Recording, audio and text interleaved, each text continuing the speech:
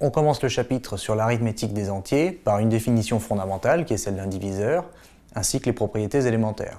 Alors pour A et B, deux entiers relatifs, on dira que A est un diviseur de B s'il existe un troisième entier relatif petit p, tel que G, B est égal à P fois A. Ce qui veut dire que B est un multiple de A. À ce moment-là, A est un diviseur de B et on note A divise B. Et on retiendra aussi que tout entier relatif A non nul admet un nombre fini de diviseurs. En ayant dit ça, on passe aux propriétés. On va commencer par les propriétés avec deux entiers relatifs, puis on verra avec 3. Donc avec 2 ici, j'ai A et B appartenant à Z carré. La première propriété, c'est la plus simple. Ce sont les diviseurs, on va dire, élémentaires ou triviaux de A. 1 divise A, du coup moins A aussi. A et moins A divisent aussi A. Donc à retenir, ce sont les diviseurs élémentaires. Si j'ai A divise B, à ce moment-là, moins A divise B, A divise moins B, et moins A divise moins B. Donc on peut prendre le signe qu'on veut pour A et B.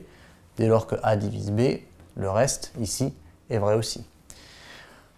Si A divise B et que B n'est pas nul, à ce moment-là, en valeur absolue, A est inférieur ou égal à B. D'accord ? Valeur absolue parce qu'on se réserve la possibilité que, par exemple, B soit négatif. Donc si on veut pouvoir écrire ça dans cet ordre-là, il faut bien prendre en valeur absolue.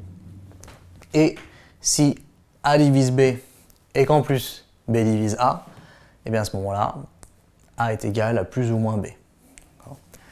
Donc ce sont les premières définitions, enfin, propriétés élémentaires.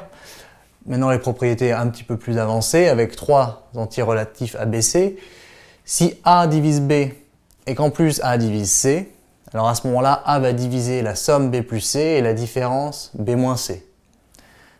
Si A divise B et A divise C, j'ai aussi A divise BU plus CV avec U et V, un couple d'entiers relatifs quelconque, et A divise bien cette somme ici.